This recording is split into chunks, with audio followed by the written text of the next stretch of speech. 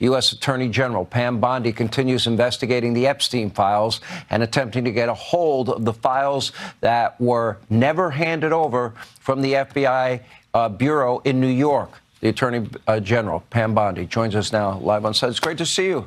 It's great to see you. Are you drowning yet? How many weeks in? Just a few. Just a few. Let me start with the Epstein case, because there was an expectation that this was going to be bigger. You had the same expectation. We all did. And the FBI handed over a couple hundred pages of documents. But, you know, Sean, I gave them a deadline of Friday at 8 a.m. to get us everything. And a source had told me where the documents were being kept. Southern District of New York, shock. So we got them all by, hopefully all of them, Friday at 8 a.m., thousands of pages of documents. I have the FBI going through them, and Cash is also, now that we have Cash here, it's a game changer, of course, and Cash is going to, Director Patel is going to get us a detailed report as to why the FBI withheld all of those documents. Okay, I want to be clear, because I think people got frustrated because they were expecting more. You were expecting more, and you didn't find out less than 24 hours before the release. You got a whistleblower that confirmed that there were way more documents that they were supposed to turn over, and then you found out just before that. Well, sure. And you're looking at these documents going, these aren't all the Epstein files. You know, there were flight logs, there were names and victims' names. And we're going, where's the rest of the stuff? And that's what the FBI had turned over to us. And so a source said, whoa, all this evidence is sitting in the Southern District of New York. Yep. So based on that, I gave them the deadline, Friday at 8, a truckload of evidence arrived. It's now in the possession of the FBI. Cash is going to get me and himself, really, a detailed report as to why all these documents and evidence had been withheld.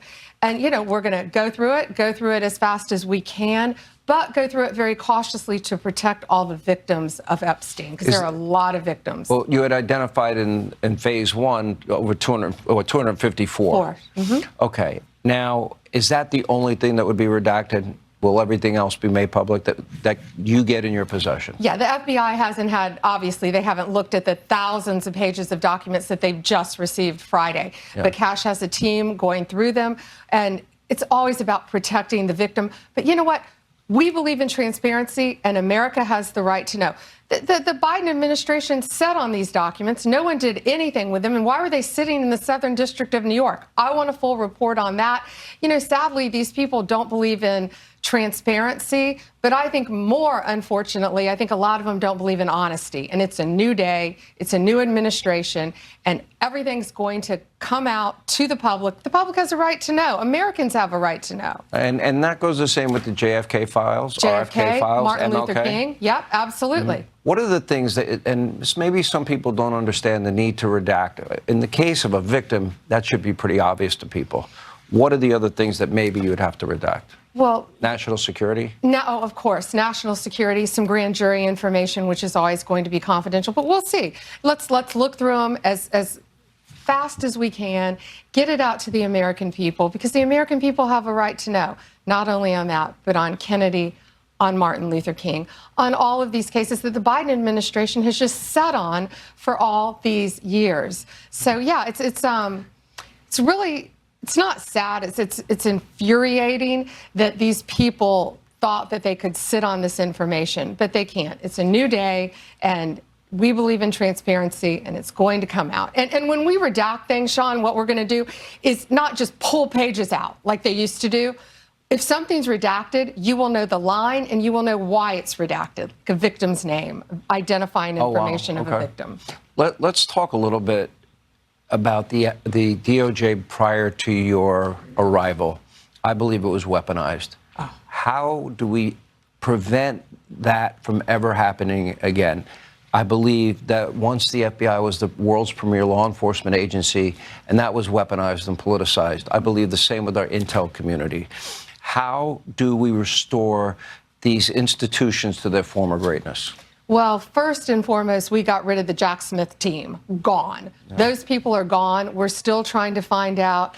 There are a lot of people in the FBI and also in the Department of Justice who despise Donald Trump, despise us, don't want to be there. We will find them because you have to believe in transparency. You have to believe in honesty. You have to do the right thing. And right now, we're going to root them out. We will find them, and they will no longer be employed. But again, we're starting at every level of the Justice Department, Sean, and getting rid of the worst of the worst. But there are a lot more people that shouldn't be there. But there are a lot of good people who are out there now risking their lives every day making these cases. You know, today we made a huge case involving a Guatemalan, an illegal from Guatemala, one of the largest human trafficking rings in the country. 20,000 people being smuggled into this country from Guatemala. That arrest was made in California. Last week, an illegal was arrested in New York for ISIS, funding ISIS. It's constant. We are going to get out there. We're going to arrest the bad people, take them off the streets, and restore the Justice Department to what it was made to do: fight violent crime. Were you, or are you, up to this point? I know it's very early in your tenure. A few weeks. Are you at all shocked at how things were running before you got there? Shocked. Yeah. Shocked. Never thought. Cash and I, Patel, talk about this all the time. You know, we knew it was bad. We never knew how bad. And especially work on the criminal side and on the people who are in there. Well, you've heard the story, of course. I went up, I was visiting the floors. I walk up to the 7th floor of the National Security, and I couldn't get in there because it's a skiff. Well, that's how it was secure. Yeah. But my detail managed to get me in there. They still had a picture of Joe Biden on the wall and Kamala Harris. That's how bad it was. So I personally took those off the wall. But that's the tip of the iceberg. What about when you talk about people in the DOJ that have an awful lot of power, and maybe what they did to Donald Trump is unprecedented? Evaluation of Mar-a-Lago, the double standard with the rate of Mar-a-Lago, the FISA abuse, Russia lie, a dirty misinformation dossier signed 3 times by a former FBI head, in that case, James Comey. Are these all on the table to get to the bottom of over time? Everything's on the table, Sean. We're going to look at everything. And as I said, the Jack Smith team, gone. That was low-hanging fruit, really. Right. Get rid of them. Get rid of the people that raided the president's home at Mar-a-Lago. Will we look into what they did? Everything's being looked into. Yeah. Everything. And right now, we are hiring great lawyers, great people around us who we can trust. Right now, the numbers are very small. But now that we have cash in, it's made it a lot easier at the FBI. But he's dealing with what we're dealing. You know, the great men and women of DEA, ATF, the U.S. Marshals. We're all working together to fight violent crime. And it's a shame that a few people have given them such a bad name, as well as the Department of Justice. It sounds daunting. It sounds like a massive list. It doesn't sound like you're going to be sleeping a lot in the next 4 years. None of us will, but it's worth it. It's worth it to fight for the American people and to keep America safe. But the American people, they should know we will follow them to the gates of hell until they are brought to justice. Because hell is where they will reside. Hell is where they will reside.